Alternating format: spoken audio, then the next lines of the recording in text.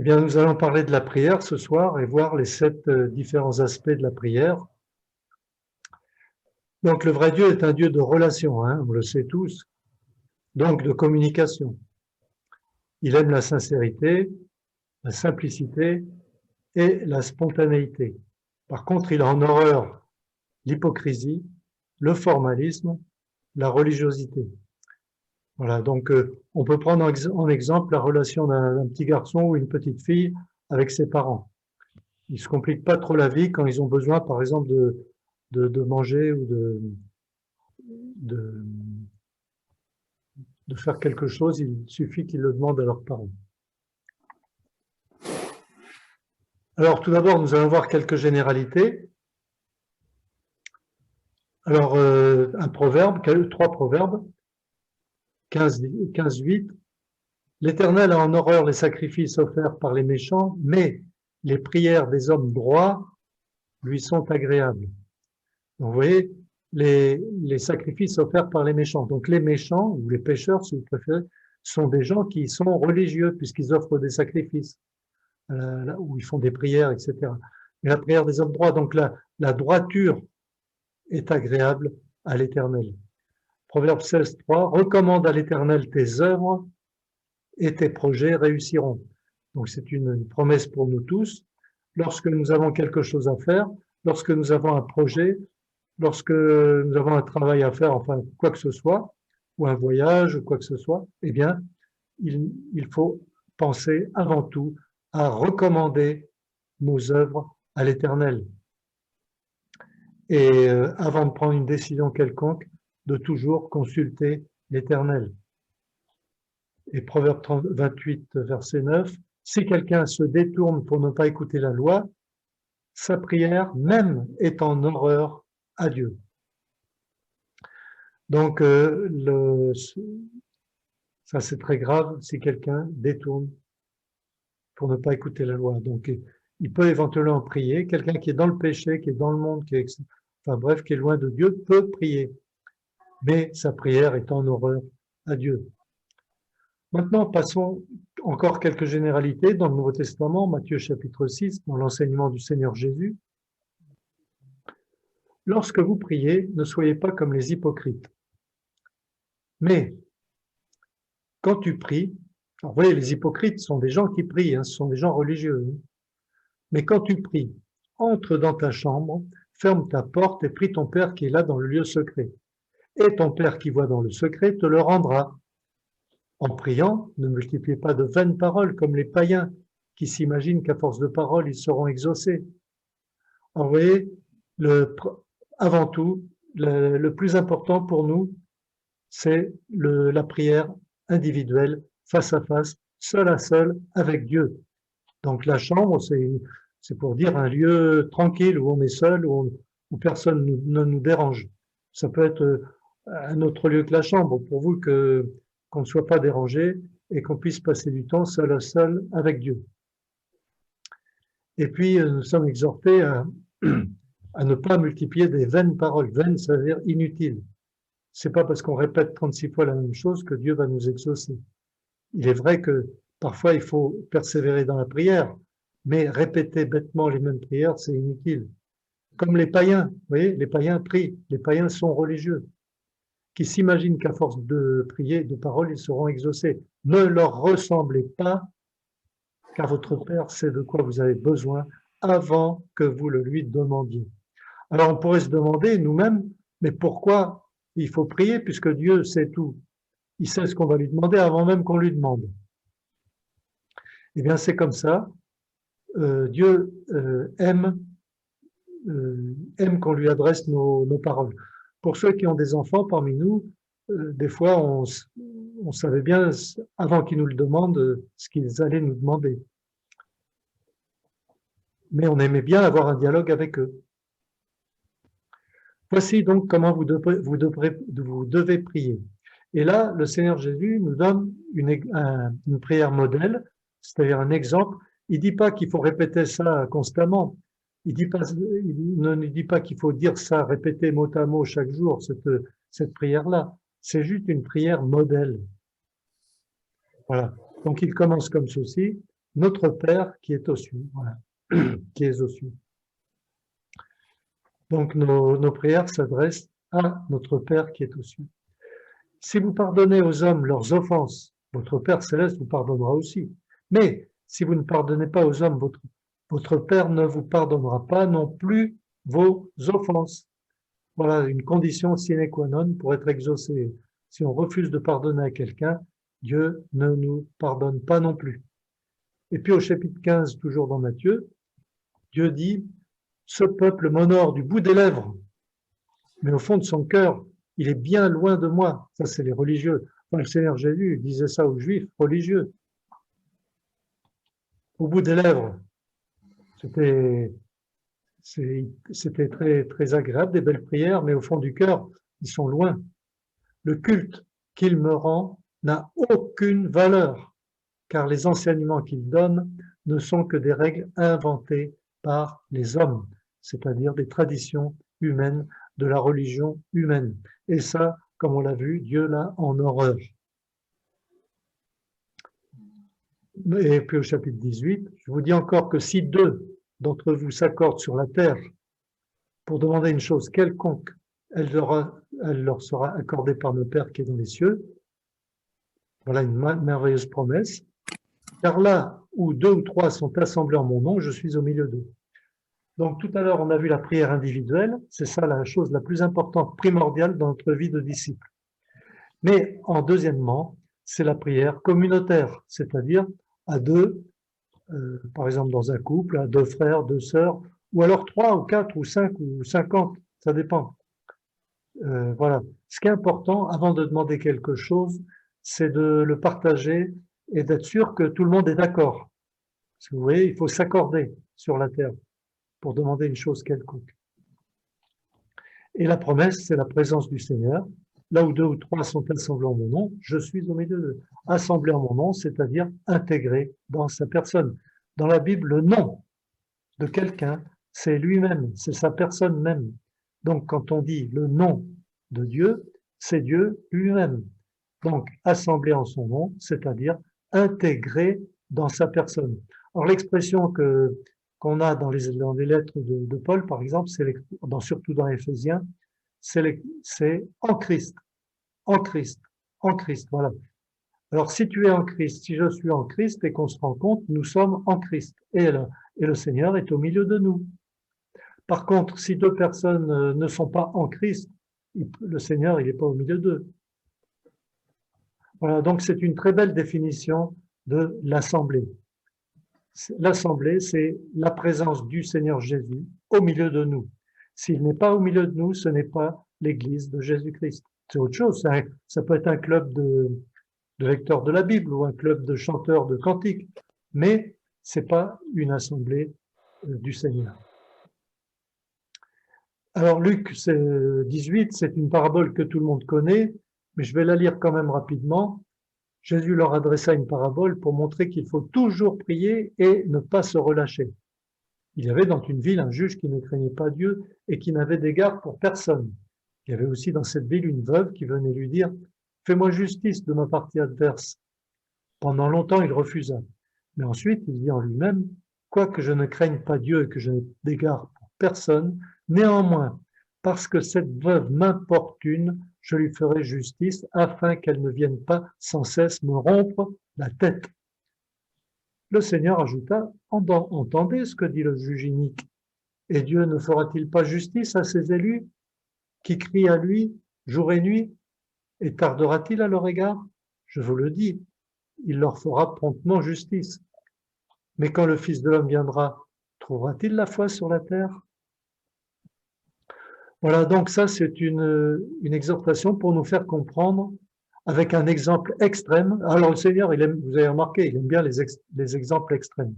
Donc pour comparer l'attitude de Dieu, il a pris l'exemple d'un juge inique, mauvais, méchant, corrompu, qui a méprisé cette femme probablement parce qu'elle était pauvre. Mais à force de répéter la même chose, de faire la même demande, il a fini par céder. Alors si un méchant comme ça a fini par céder, ben disons-nous bien que Dieu aussi va nous exaucer. Alors pourquoi? Eh bien parce que dans certains cas, Dieu ne nous exauce pas tout de suite, mais il faut donc persévérer. Voilà. La persévérance, alors c'est vrai que parfois on est exaucé tout de suite, et on aime bien ça d'ailleurs. Moi j'aime beaucoup être exaucé tout de suite. Mais il faut avouer que c'est souvent c'est pas le cas. En particulier quand on demande la conversion de quelqu'un, quelqu'un Oui, qu'on aime beaucoup, quelqu'un de notre famille, tout ça, et puis il se passe rien. Voilà. Alors il faut persévérer. Il y en a qui ont persévéré 20 ans, 30 ans, 40 ans, voilà, et même plus. Mais regardez ce qu'il dit le Seigneur, quand le Fils de l'homme viendra sur la terre, trouvera-t-il la foi sur la terre? Alors ça, il pose la question, mais il ne donne pas la réponse. Alors ceux qui attendent un grand réveil, voilà, je ne sais pas ce qui va se passer, mais cette parole est quand même claire. 1 Corinthiens 7, alors parmi nous, il y en a quelques-uns qui sont mariés, donc ça ne concerne que les couples mariés. Donc. Ne vous priez pas l'un de l'autre, si ce n'est d'un commun accord, pour un temps, afin de vaquer à la prière, puis retourner ensemble, de peur que Satan ne vous tente par votre incontinence. Donc ça, c'est très important pour les couples, c'est de prier ensemble, tous les jours, tous les jours, tous les jours de notre vie, prier ensemble.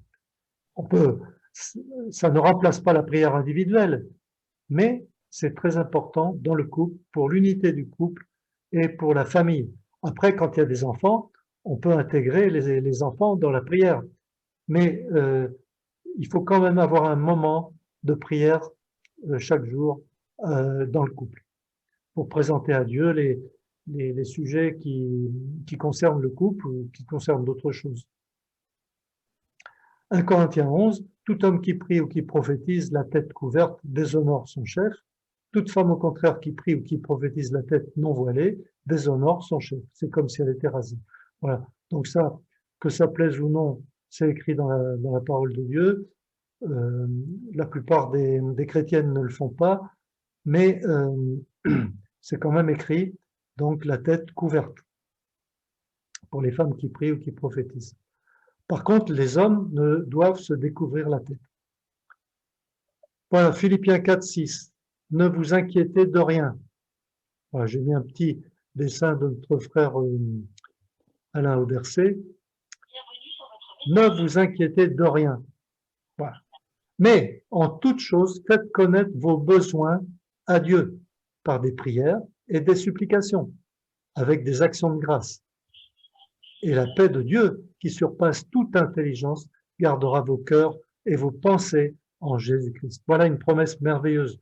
Donc, ne nous inquiétons de rien. Si nous avons des soucis, des inquiétudes quelconques, déchargeons-nous sur lui et il prendra lui-même soin de nous. Alors, voilà le gars qui apporte ses soucis, qui les dépose au pied de la croix, et voilà, et il repart avec, en disant Amen. Donc, on ne va pas faire comme lui. Hein. Voilà, maintenant, nous allons voir les différents aspects de la prière. Alors, premièrement, la pétition. Une pétition, c'est-à-dire une demande. C'est-à-dire, je demande quelque chose à Dieu, tout simplement. Une chose quelconque. C'est la phase élémentaire, enfantine de la prière, mais que Dieu se plaît à exaucer. Voilà. Alors, Matthieu 7, 7 à 11, demandez et on vous donnera. Cherchez et vous trouverez, frappez, on vous ouvrira, car quiconque demande reçoit, celui qui cherche trouve, et l'on ouvre à celui qui frappe. Lequel de vous donnera une pierre à son fils s'il demande du pain? Ou s'il demande un poisson, lui donnera-t-il un serpent? Si donc, méchant comme vous l'êtes, vous savez donner des bonnes choses à vos enfants, à combien plus forte raison votre Père qui est dans les cieux donnera-t-il de bonnes choses à ceux qui le lui demandent? Voilà, là encore, il a pris un exemple extrême, c'est un homme méchant mais qui aime quand même ses enfants et qui leur donne quand même des bonnes choses à ses enfants. Voilà. Donc, raison de plus pour que Dieu aussi nous donne des bonnes choses à ceux qui les lui demandent. Et puis un exemple, donc Matthieu 20, 20, la mère des fils de Zébédée donc s'approcha de Jésus avec ses fils, donc c'est-à-dire Jean et Jacques. et se prosterna pour lui faire une demande. Voilà. Ça, c'est le genre de prière qui s'appelle une demande ou une requête ou une pétition. Voilà. Deuxièmement, la confession. Le mot confession veut dire aveu, aveu des péchés. Donc, devant la croix de Christ, nous recevons la purification par le sang de Jésus et nous avons la certitude d'être pardonnés. 1 Jean 1, 9 et 10. Si nous confessons nos péchés. Donc, confesser veut dire avouer. Avouer en appelant la chose par son nom. Si nous confessons nos péchés, il est fidèle et juste pour nous les pardonner. Bon, c'est pas le tout de dire je te demande pardon. Il faut dire pourquoi on demande pardon. Je te demande pardon d'avoir dit un mensonge ou d'avoir blessé un tel ou je sais pas. Donc, il est fidèle et juste pour nous les pardonner et pour nous purifier de toute iniquité. Si nous disons que nous n'avons pas péché, nous le faisons menteur et sa parole n'est pas en nous. Mes petits enfants, je vous écris ces choses afin que vous ne péchiez pas. Il est gentil, Jean, hein, il nous appelle mes petits enfants. Et si quelqu'un a péché, alors nous avons un avocat auprès du Père, Jésus-Christ le juste. Voilà, c'est merveilleux, hein, vous voyez, nous avons un avocat auprès du Père. C'est le Seigneur Jésus, l'homme parfait, le Dieu parfait, le médiateur parfait entre Dieu et les hommes. Il est notre avocat. Il est notre avocat. L'avocat, c'est quelqu'un qui son travail, c'est de prendre la défense de l'accusé. Alors, il prend pas notre défense en disant « Ah ben c'est pas de sa faute, il l'a pas fait exprès », tout ça, pas du tout. Il prend notre défense simplement en montrant ses mains percées, ses pieds percés, son côté percé. C'est grâce au sacrifice de Christ que nous sommes pardonnés, que nous sommes justifiés. Il est lui-même une victime expiatoire pour nos péchés, non seulement pour les nôtres, mais aussi pour ceux du monde entier. Voilà. Ça, c'est merveilleux. Le Seigneur Jésus est la victime expiatoire pour nos péchés. Proverbe 28, celui qui cache ses transgressions ne prospère pas, mais celui qui les avoue, qui les confesse, et les délaisse, obtient miséricorde. Donc, avouer et délaisser, c'est-à-dire abandonner. Avouer le péché et l'abandonner le péché. Arrêter de le faire, changer de vie.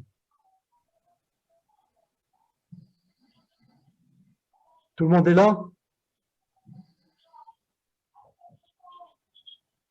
Vous m'entendez? Oui, bon, je t'entends. Hein. D'accord, je continue. Troisièmement, la louange, ou célébration, ou éloge. Ce sont des synonymes. Alors, la louange, c'est pas toujours ce que nous, on appelle louange. Par exemple, on dit, le tel groupe, c'est le groupe de louange, ou tel chant, on va chanter un chant de louange, et puis en fait, c'est un chant qui tourne autour de soi-même, de nous-mêmes. La louange pure, c'est la louange qui est adressée à Dieu seul, et qui concerne Dieu seul. Il n'y a pas de place pour l'être humain. Il n'y a même pas de place pour nous-mêmes. Donc, une église vivante loue le Seigneur de tout son cœur. En toutes circonstances, Dieu est le seul qui est digne d'être loué. Alléluia, c'est le mot hébreu pour dire louer Yah, c'est-à-dire louer l'Éternel.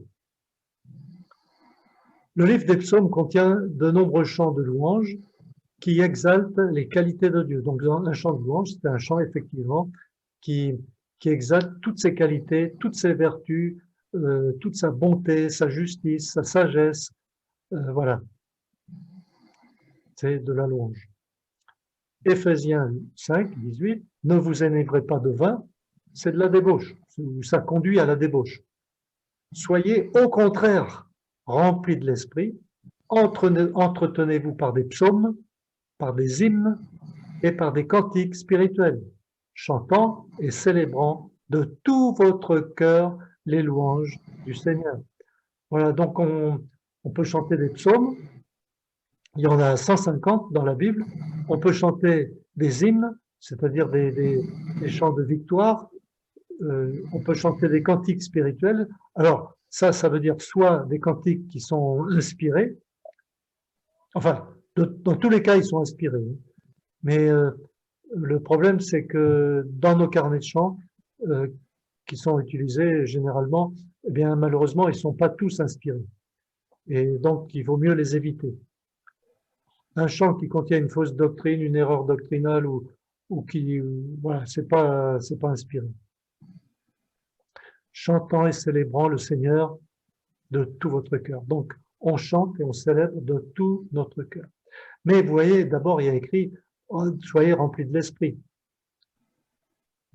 Acte 2, 42 à 47, c'est l'Église primitive, la toute première assemblée à Jérusalem. Ils persévéraient dans l'enseignement des apôtres, dans la communion fraternelle, dans la fraction du pain et dans les prières. Voilà, ils persévéraient. Le verbe très important, c'est le premier verbe, c'est « ils persévéraient ». Donc la vie chrétienne, la vie de prière, enfin tout, est une vie de persévérance. C'est ceux qui arrivent au bout qui sont sauvés, à l'arrivée. Dans une course, ce qui est important, c'est pas la vitesse à laquelle on court. Ce qui est important, c'est d'arriver. Donc, ils persévéraient dans l'enseignement des apôtres, la communion fraternelle, la fraction du pain et les prières. Ils étaient chaque jour tous ensemble assidus au temple. Alors, c'était des Juifs qui avaient l'habitude de se réunir dans le temple. Donc, ils ont continué cette habitude-là. C'était des Juifs convertis à Jésus-Christ. Mais pour bien faire comprendre que cette histoire-là du temple, c'est fini, Dieu a fait en sorte qu'il soit détruit complètement jusqu'au sol. Et donc, les Juifs de cette époque-là ont compris que le vrai temple, c'est nous-mêmes. Nous sommes le temple de Jésus-Christ, le temple. Ils rompaient le pain dans les maisons et prenaient leur nourriture avec joie et simplicité de cœur. Alors là, très important, hein, dans les maisons. Et ils prenaient leur nourriture avec joie et simplicité, donc simplicité de cœur. Est-ce que nous pratiquons ces choses aujourd'hui? J'espère, nous espérons. Si ce n'est pas le cas, on peut le faire. On peut retrouver un mode de vie comme vivaient nos frères du début. Louant Dieu, vous voyez, la louange fait partie de la vie de l'Église, mais d'une Église réveillée. Louant Dieu, c'est l'Église qui loue, c'est pas le groupe de musique.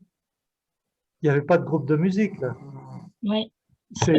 C'est pas un concert, c'est l'Église qui loue. Quatrièmement, la reconnaissance, c'est-à-dire le remerciement ou l'action de grâce. Ça dépend comment vous le traduisez. C'est la moindre des choses de remercier Dieu pour tous ses bienfaits qu'on ne mérite pas. Son cœur est blessé quand on oublie. Ne soyons donc pas ingrats, mais soyons reconnaissants, même pour les choses que nous trouvons normales, les choses ordinaires de la vie. Éphésiens 5:20, rendez continuellement grâce pour toutes choses à Dieu le Père, au nom de notre Seigneur Jésus-Christ. Voilà, c'est donc un commandement très clair de remercier le Seigneur, notre Père, pour toutes choses. Et on remercie notre Père au nom de son Fils. 1 Thessaloniciens 5, versets 16 à 19, soyez toujours joyeux, voilà, réjouissons-nous, même dans la période actuelle. Il y a une pandémie, il y a de plus en plus de surveillance, on est de moins en moins libre, on va être plus ou moins marginalisé, stigmatisé, enfin bref. Eh bien, soyons toujours joyeux. C'est un commandement, c'est un verbe à l'impératif. Réjouissons-nous et soyons dans l'allégresse. Nous nous réjouissons dans le Seigneur et nous nous réjouissons parce que bientôt, il va venir nous chercher. Priez sans cesse. Voilà, priez sans cesse. Sans cesse. Comment prier sans cesse? Eh bien, là encore, c'est dans la communion avec Dieu que nous prions sans cesse, même si nous ne formulons pas des phrases. Et même la nuit, quand nous dormons, nous pouvons dormir en étant en communion, notre esprit en communion avec notre Père Céleste. Rendez grâce en toutes choses, pas seulement la nourriture à table, rendez grâce en toutes choses, mais même les choses désagréables, même les épreuves, ça c'est plus difficile évidemment. Rendez grâce en toutes choses, car c'est à votre égard la volonté de Dieu en Jésus-Christ. N'éteignez pas l'esprit. Eh oui, n'éteignez pas l'esprit, c'est la conséquence de tout ce qu'on a dit avant. Donc, réjouissons-nous, prions sans cesse et rendons grâce. Et donc, en faisant cela, nous n'éteindrons pas l'esprit. Romains 1, verset 8. Je rends d'abord grâce à mon Dieu, par Jésus-Christ, au sujet de vous tous, de ce que votre foi est renommée dans le monde entier. Voilà un très beau témoignage pour l'Assemblée de Rome, de cette époque-là, évidemment. Mais donc, je rends grâce à mon Dieu. Cinquièmement, l'intercession. Alors, l'intercession, c'est donc prier en faveur de quelqu'un d'autre. Dans l'intimité de Dieu, nous commençons à comprendre sa douleur. Elle pèse sur notre cœur et devient un fardeau. Et donc, nous allons intercéder d'abord pour notre famille, ensuite pour nos frères et sœurs en Christ, et ensuite pour les gens du monde que nous connaissons, nos relations, etc. Éphésiens 6, versets 18 à 20. Faites en tout temps et par l'Esprit. Donc, vous voyez, nous prions par l'Esprit. Donc, nous prions le Père au nom du Fils, mais par l'Esprit, le Saint-Esprit. Faites en tout temps par l'Esprit toutes sortes de prières et de supplications, des supplications. Priez, veillez à cela avec une entière persévérance, on en a besoin. Et priez pour tous les saints, tous les saints. Alors, comment on peut prier pour tous les saints puisqu'on ne les connaît pas tous? On en connaît quelques-uns, c'est tout. Donc, selon l'Écriture, les saints, ce sont ceux qui ont mis leur foi au Seigneur Jésus, sont ceux qui ont reçu le Saint-Esprit, ce sont ceux qui sont nés de nouveau, ce sont ceux qui vivent en communion avec le Seigneur, qui est lui, le Saint. Dieu a dit, je suis saint et vous serez saints. Voilà. Donc, prions pour tous les saints.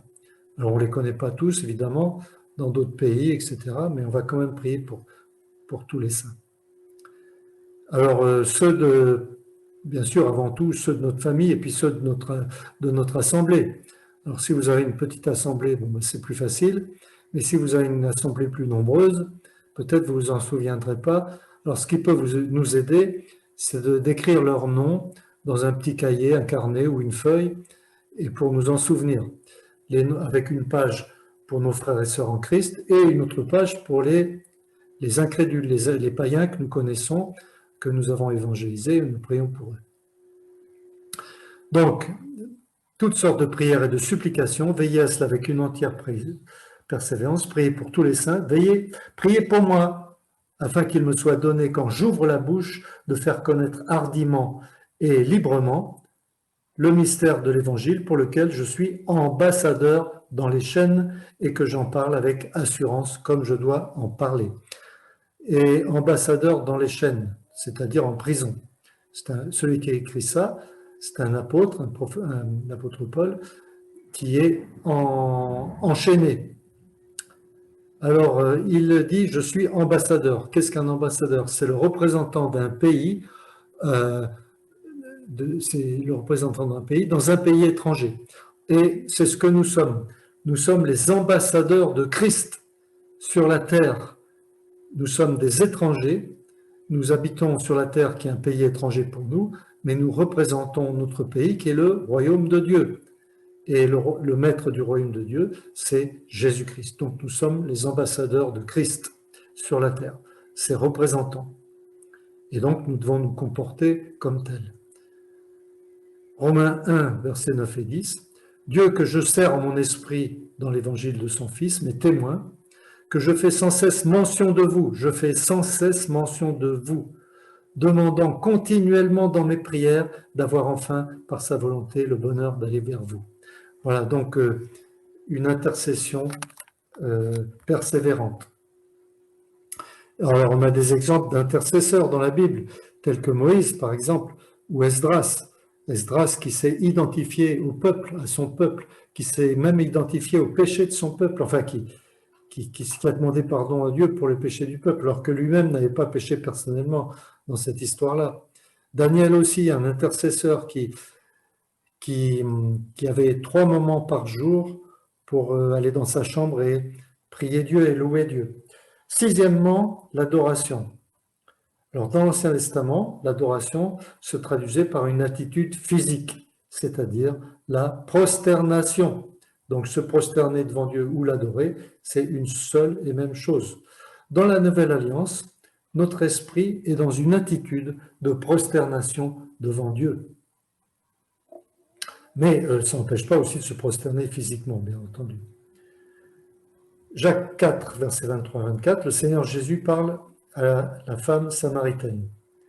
L'heure vient, et elle est déjà venue, où les vrais adorateurs, donc il y a des faux, s'il dit qu'il y a des vrais, les vrais adorateurs adoreront le Père, on adore le Père, en esprit et en vérité. Donc nous voyons très clairement que l'adoration est une activité uniquement spirituelle.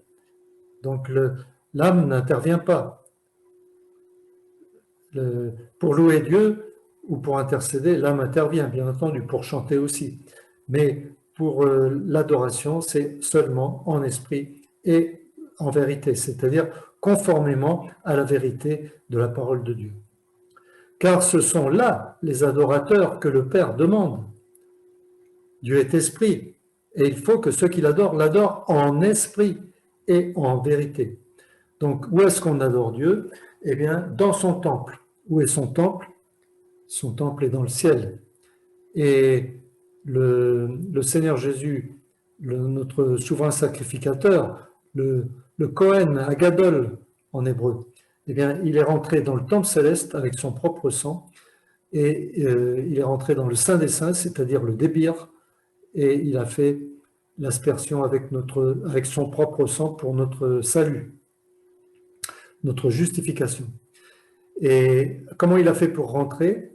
Puisqu'il y avait un voile, eh bien le voile, au moment où Jésus est mort, Dieu a déchiré le voile du haut en bas. Et il a voulu dire par là que l'accès dans sa présence est ouvert à tous. Le voile qui a été déchiré, c'est le temple terrestre. Le temple terrestre qui était pas loin de là où Jésus a été mis à mort. Donc,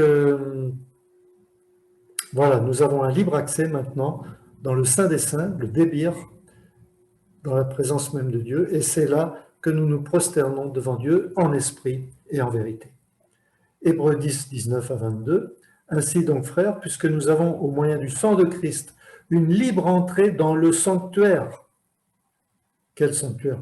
Pas le sanctuaire terrestre, d'ailleurs il n'y en a pas. Il a été détruit pour qu'on comprenne, que nous comprenions que le vrai sanctuaire, il est dans le ciel. Et le temple de Dieu sur la terre, eh bien c'est nous, l'Église.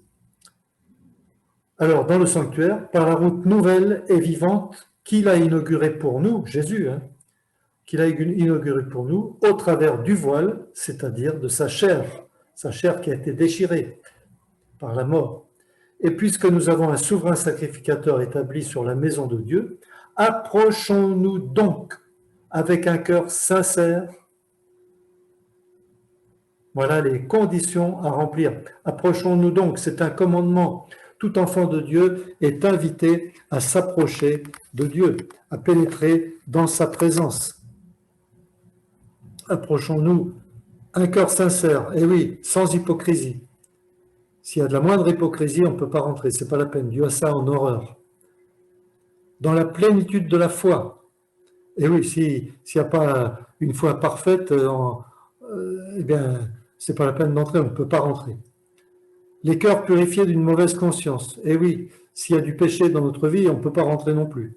Donc, il faut d'abord passer dans la cour, il y avait l'autel des holocaustes, mais pour nous, c'est la croix de Christ. Donc, si nous avons du péché, on le confesse à Dieu, et le sang de Jésus nous purifie de tout péché. Et donc, nous pouvons rentrer la conscience pure. Et ensuite, le corps lavé d'une eau pure. Alors, vous le prenez littéralement si vous voulez, c'est-à-dire il faut être en état de propreté physique, ou vous pouvez le prendre au sens figuré, c'est-à-dire les ablutions avec la parole de Dieu qui est l'eau qui nous lave. Et donc, quand on lit la Bible avant de pénétrer dans le temple, l'eau de la parole de Dieu, qui est une eau pure, une eau sainte, elle nous lave, donc le corps lavé d'une eau pure. Alors comme là il y a écrit le corps, voilà, je vous laisse ces deux interprétations pour ce qui est de cette quatrième condition à remplir. Septièmement, la communion. Alors tout ça aboutit à la communion. Communion, c'est un mot très fort, ça veut dire partage, ça veut dire être un avec Dieu. Et donc, c'est l'aboutissement logique de toute cette démarche, c'est de vivre en communion avec Dieu. Alors, bien sûr, nous avons des moments de communion dans la journée, comme ça, mais là, il est question d'une communion vraiment intime. Et c'est ce que Dieu veut. Dieu veut nous faire pénétrer dans une véritable intimité avec lui. Et nous trouvons notre raison d'être dans l'union intime avec Dieu. Il nous communique ses pensées, ses sentiments et nous révèle son plan. La vie chrétienne normale est une vie de communion permanente avec Dieu. Voilà. Donc, dans la communion avec Dieu, nous allons penser comme lui pense, nous allons aimer ce que lui aime et nous allons haïr ce que lui est. Il est le péché, donc on va le haïr aussi. Et alors, il va nous faire connaître par révélation son plan. Alors tout ça, peut-être pas d'un seul coup, hein, mais en tout cas progressivement. On va comprendre son plan pour le monde, pour nous-mêmes, pour l'Église, etc. Première lettre de Jean au chapitre 1, versets 3 à 6. Ce que nous avons vu et entendu, nous vous l'annonçons à vous aussi, afin que vous aussi, vous soyez en communion avec nous.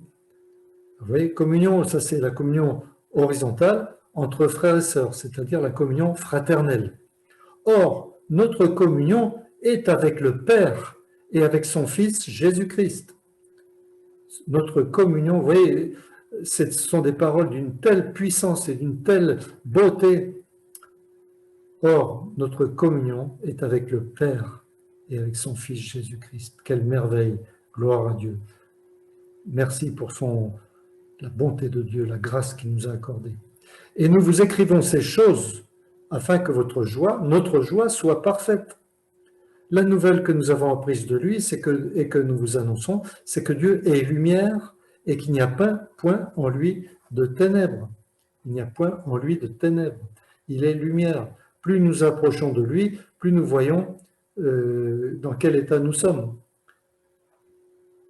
Si nous disons que nous sommes en communion avec lui et que nous marchions dans les ténèbres, nous mentons et nous ne pratiquons pas la vérité. Donc si quelqu'un dit « Ah mais moi je suis chrétien, je suis sauvé, je suis converti, je vis en communion avec Dieu », tout ça. Mais si cette même personne pratique un péché quelconque, eh bien c'est un menteur, c'est un faux chrétien, c'est un imposteur.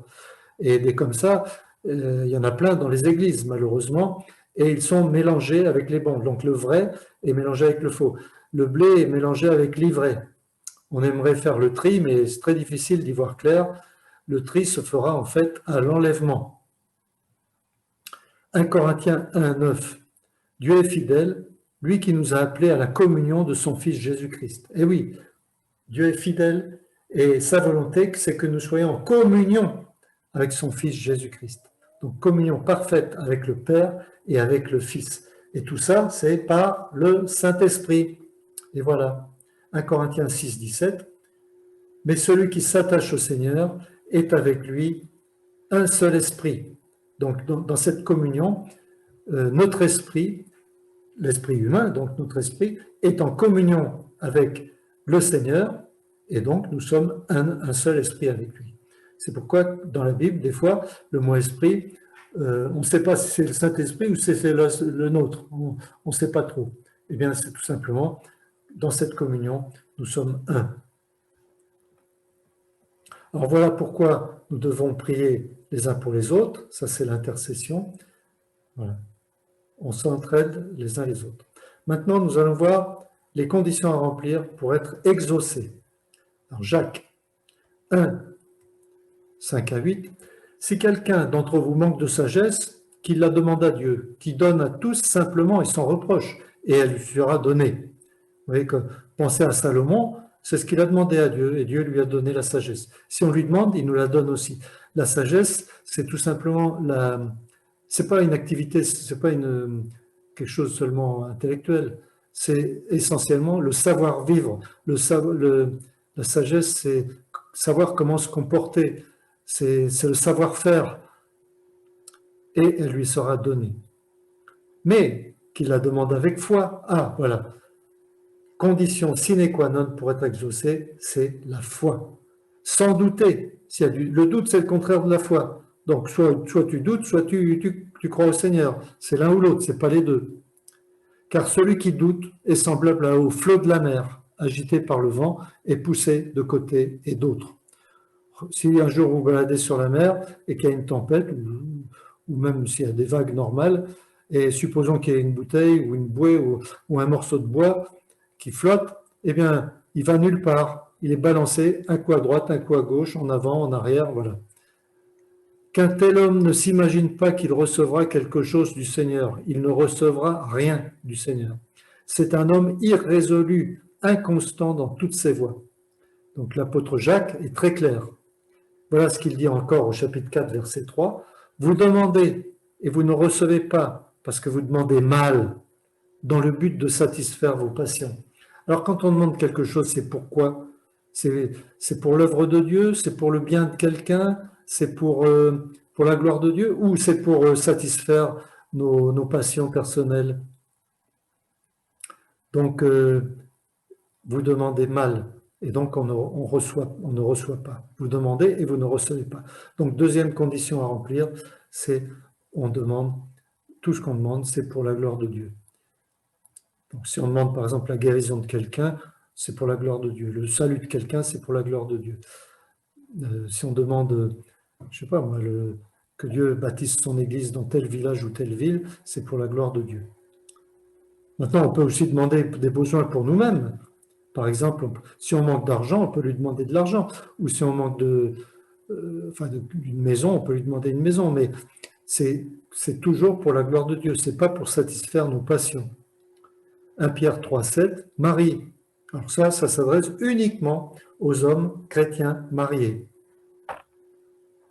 Montrez à votre tour de la sagesse dans vos rapports avec vos femmes, comme avec un sexe plus faible, c'est-à-dire, enfin, mieux traduit, plus fragile.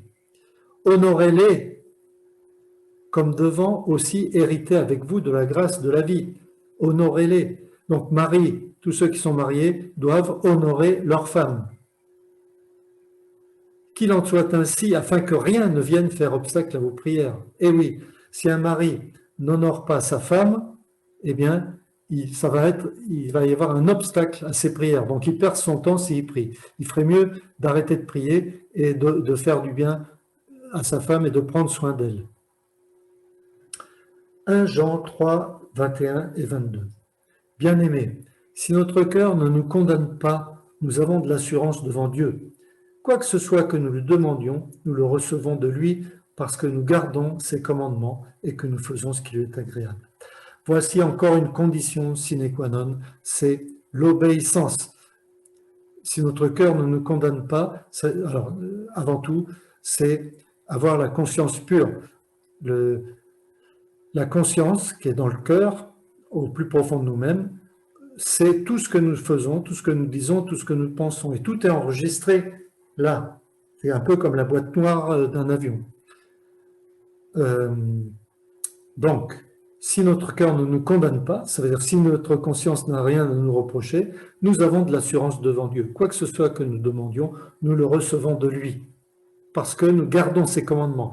Et là, encore une troisième condition à remplir, enfin quatrième, je ne sais plus où on en est, à remplir, c'est de garder ses commandements, c'est-à-dire d'obéir à tous les commandements du Seigneur. Dans le Nouveau Testament, tous les verbes à l'impératif sont des commandements. Nous gardons ses commandements et que nous faisons ce qui lui est agréable. On fait ce qui lui est agréable à lui. Quand on aime quelqu'un, on cherche à lui être agréable. Si nous aimons le Seigneur, nous faisons ce qui lui est agréable. Et ce qui lui est agréable, c'est essentiellement d'accomplir sa volonté. Alors, 1 Jean 5, versets 14 et 15, nous avons auprès de lui cette assurance que si nous demandons quelque chose selon sa volonté, il nous écoute. Voilà. Et voici encore une condition à remplir pour être exaucé, c'est que ce que nous demandons doit être conforme à sa volonté. Comment connaître sa volonté? Eh bien, elle a été révélée dans toutes les Écritures, sa volonté. Donc, dans les grandes lignes, nous la connaissons. Enfin, j'espère que tout le monde ici présent lit la Bible régulièrement. Et si vous ne la lisez pas encore, eh bien, je vous exhorte vivement à le faire. Et lisez, commencez par le Nouveau Testament, et ensuite lisez aussi l'Ancien. Et si vous n'en possédez pas, eh bien, cherchez-en une là où vous habitez. Sinon, si vous habitez en Europe, vous pouvez m'écrire et soit si vous habitez très loin, je vous indiquerai où en trouver une. Et si vous habitez en France, je peux vous en envoyer une, gratuitement évidemment. Donc, nous avons cette certitude, il nous écoute. Et si nous savons qu'il nous écoute, quelque chose que nous demandions, nous savons que nous possédons la chose que nous lui avons demandée. Maintenant, et il n'a pas promis qu'il nous le donne tout de suite. Dans certains cas, il faut persévérer dans la prière. Souvenez-vous de la femme qui allait voir le juge mauvais, méchant, et qui a demandé de l'aide à ce juge, et ce juge, il n'en avait rien à faire de cette femme. Mais elle venait chaque jour, jusqu'à ce que le juge craque et dise, bon, cette bonne femme, elle me casse les pieds, elle me casse la tête, je vais m'occuper d'elle. Voilà. Et Jésus dit, ben, si ce juge méchant comme il est, il a exaucé la femme, eh bien, d'autant plus que Dieu, notre Père qui est bon, va nous exaucer aussi. Mais dans certains cas, il nous demande de persévérer dans la prière. En particulier quand nous prions pour la conversion de quelqu'un, parce que Dieu est obligé de respecter la liberté de la personne. Il ne peut pas la convertir de force. C'est la personne qui doit, elle, se convertir en toute liberté. Voilà. Donc, tout n'est pas écrit dans les détails dans la Bible. Par exemple, il n'y a pas écrit le nom de la jeune fille avec qui un jeune garçon veut se marier. Il n'y a pas non plus écrit le genre d'école où un étudiant veut aller. Il n'y a pas non plus écrit le nom de l'entreprise où quelqu'un veut aller travailler. Voilà. Donc, comment faire? Eh bien là, nous devons demander à Dieu, comme dit Jacques, la sagesse pour pour demander les choses qui sont conformes à sa volonté. C'est-à-dire que, Seigneur, donne-moi la sagesse pour prendre la bonne décision, que ce soit pour le mariage, pour les études, pour le travail, pour le lieu où vous allez habiter, pour, je sais pas, pour quoi que ce soit, qui n'est pas écrit dans la Bible. Dans le détail, eh bien, nous demanderons la sagesse pour prendre les bonnes décisions. Maintenant, il y a ce qui est écrit. Je reprends l'histoire du garçon il y a écrit qu'un garçon chrétien ne doit absolument pas se marier avec une jeune fille païenne. Et de même, une jeune fille chrétienne ne doit absolument pas se marier avec un païen, c'est-à-dire un incrédule, quelqu'un qui ne croit pas au Seigneur Jésus, quelqu'un qui n'est pas né de nouveau. Voilà, eh bien nous allons conclure. Que Dieu fasse de nous tous, ici présents, des vrais hommes et des vraies femmes de prière. Amen.